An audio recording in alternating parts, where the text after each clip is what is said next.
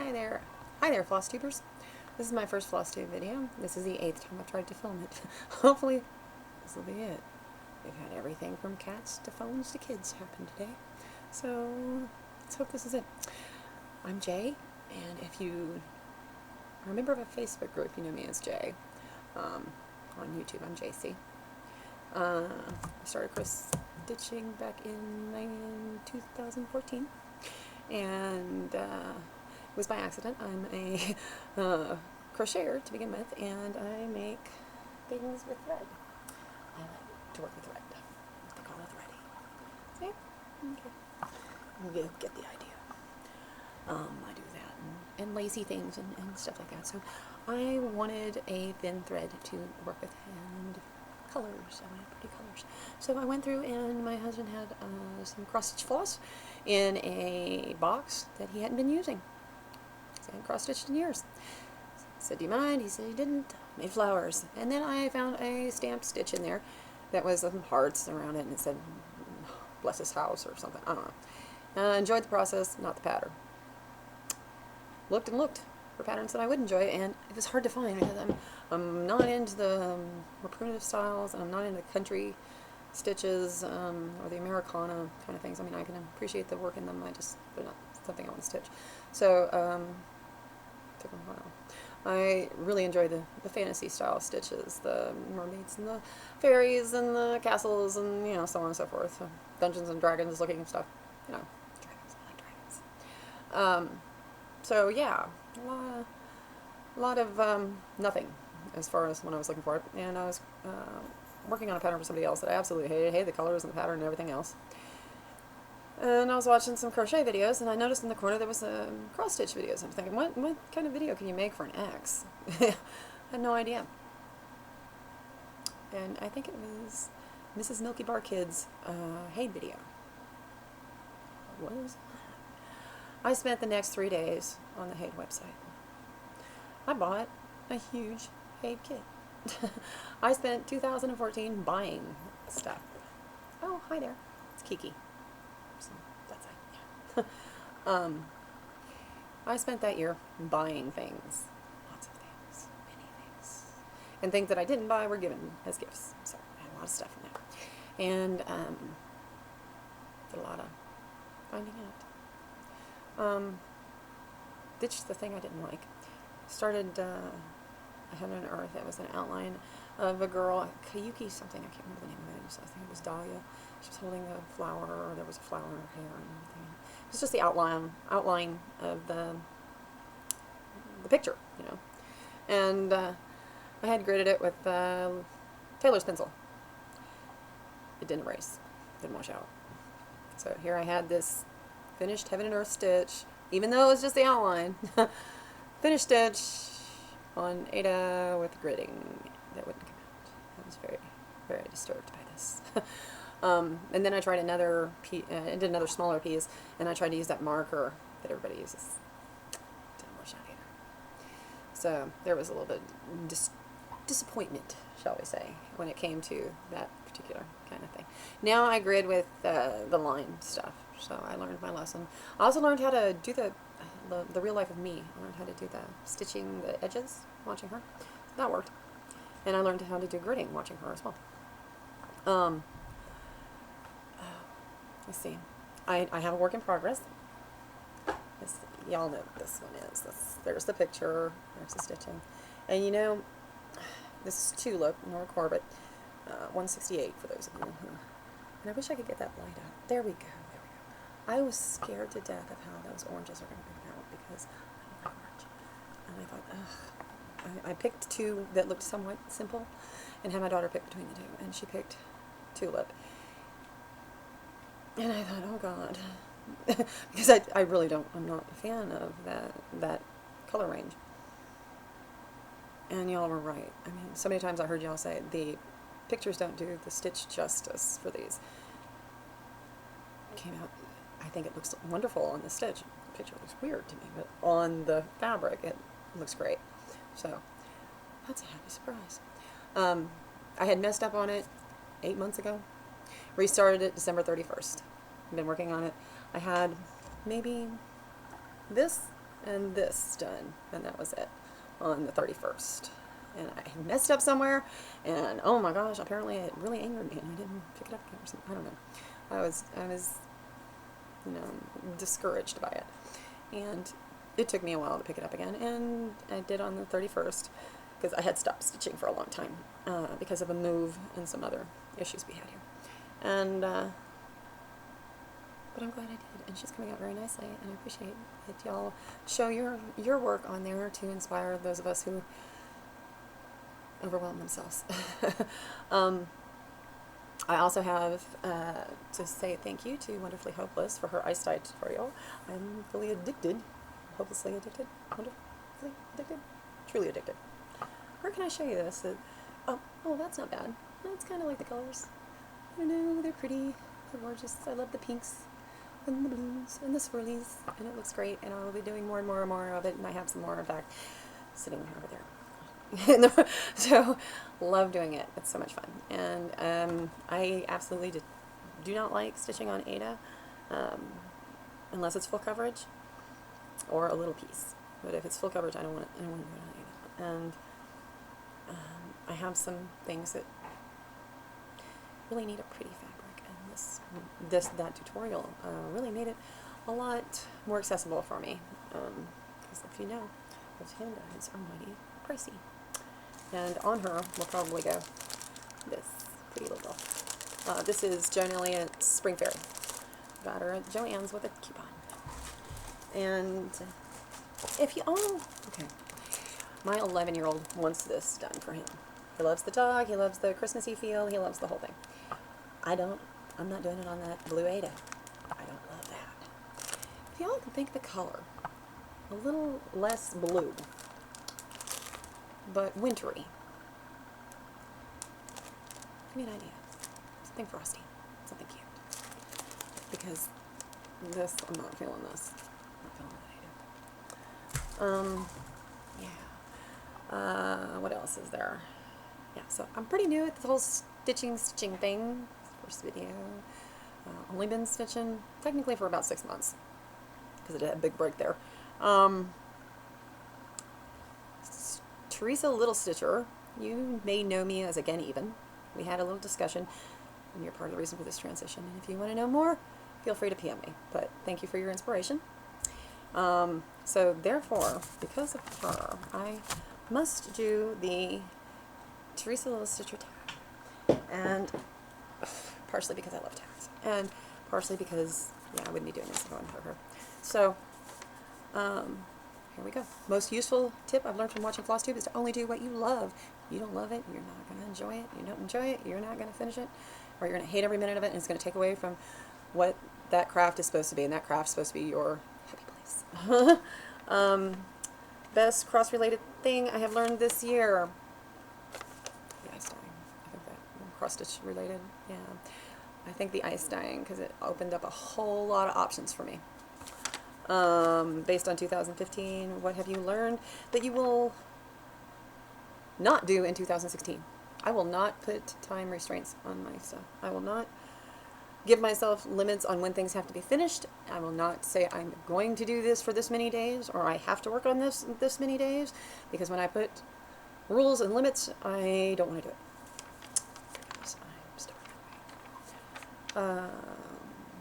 What have your favorite, or what are my favorite FlossTube videos to watch? Updates, hauls, stash, tags, tutorials, or watch someone stitching? I like them all. I am one of the few people that can say they're caught up on YouTube videos, on the FlossTube videos. I love every one of them.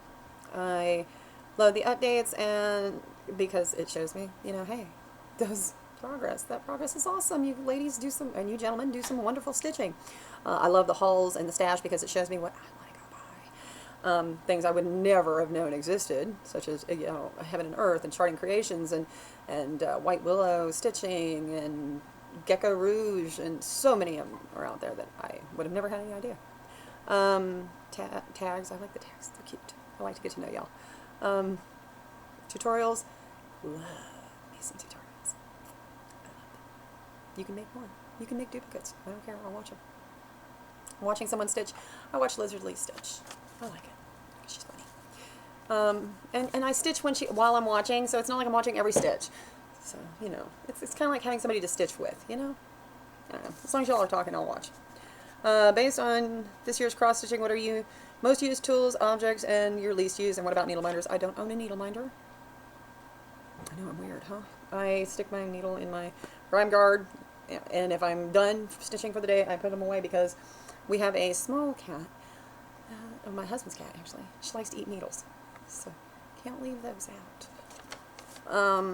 And my most used, Q-Snap and Thread Heaven. Q-Snap and Thread Heaven. Based on your experience in 2015, either small projects, large projects, full coverage or not.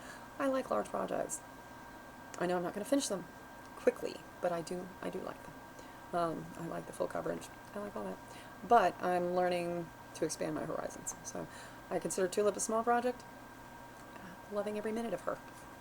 And I am not putting a time restraint. I'm going to have to put her away and start something or work on something else either. Do you stitch cards? No. No, I do not. That card that Pyrex Stitcher sent to Carolyn Mazzio, gorgeous, gorgeous. But I can't imagine sending something like that to someone who wouldn't understand what you did. And I have had experiences with people who didn't understand the work and time and effort that went into a handmade gift, and had bad experiences. And literally, if I made something like that for somebody, or you know, seen something like that made for somebody, and they just chucked it in the trash, I would flip the hell out. I mean, that would really upset me. Okay, let's see what's next here. Biggest accomplishment this past year. It happened on the 31st, so it still counted. Restarting Tulip. I had been so discouraged, but hey, such is life, huh? Picking up and starting again. I think that's my biggest accomplishment. Most disappointing stitch of 2015. The stitches where the ink and lead didn't come out, and that wasn't a fault of the design or the stitch or anything. It was just the product. The marking product didn't do what it said, and didn't work for me, so I was disappointed. Funniest stitch moment. My third child, he stitches, and whenever he goes to our local LNS or to one of the big stores, and we're looking at cross stitch stuff, or we're looking at crochet stuff, because he does that too, and he also knits, which I can't do. When we're looking at the crafting stuff and they ask him, where's your cross stitch? Or don't you feel silly standing here looking at that with your mom? And I cross stitch, or I'm looking for me, or, you know, this is my stuff, you know. I love the looks on their faces. I have to say it. Every time. Every time. And my youngest son also does some stitching. When both of those boys look at them and say, yeah, I stitch too, I craft too, or, you know, whatever. And they're not embarrassed at all, and they stand up and they just proud as they can be about it. And these people, especially the older men, they kind of seem a little surprised, and it always makes me smile. And the older ladies, on the other hand, are always quick to tell them how wonderful it is, and I love that, and it makes me feel really good that they can interact like that. Worst stitching moment of this past year. I can't say I have one, because none of my stitching moments have been like, oh, you know. I haven't had a moment where I like ripped something out that didn't need ripped out, or had to rip out like a ton, because usually if it's a ton, I'll just throw the whole thing away and start over. You know. It takes me longer to frog it than it does to stitch. Weird. Anybody else find that? Does it take you longer to frog than it does to stitch? I don't know what that's about. 5 items for a deserted island. I need a local LNS. Does that count as an item? Internet service? That's an item, right? No. Okay. I need my patterns, of course, my charts and supplies. Okay, my kitted up projects. There we go. I need my kitted up project. I need my thread heaven. I have one for dark colors and one for light colors. I need my thread heaven. Good stitches, or good stitches. Of course I need good stitches. Good scissors. Embellishments and goodies. Something to listen to. FlossTube, or I listen to creepypastas too, or yeah, while I'm stitching, or something along those lines. Audiobooks. I don't know. I don't watch TV, so I don't know about that. What else do I need? I don't know what else I need. Oh, stuff for dyeing fabric, because that's fun. Hey, so, okay. And the four four floss tubers to be stuck there with me. And I thought, you know, who would I pick? Everybody's chosen Carolyn Mazzio, so she's like going to be on an island for the next 40 years. Her and Teresa Little Stitcher, you're both going to be gone forever. Like, you know what I'm thinking? I'm thinking what happened is we were all on a stitching cruise. Because they have crochet cruises, so it's a cross-stitch cruise. And so we have everything we need. And we're all there. So, yeah, there's can be some confusion.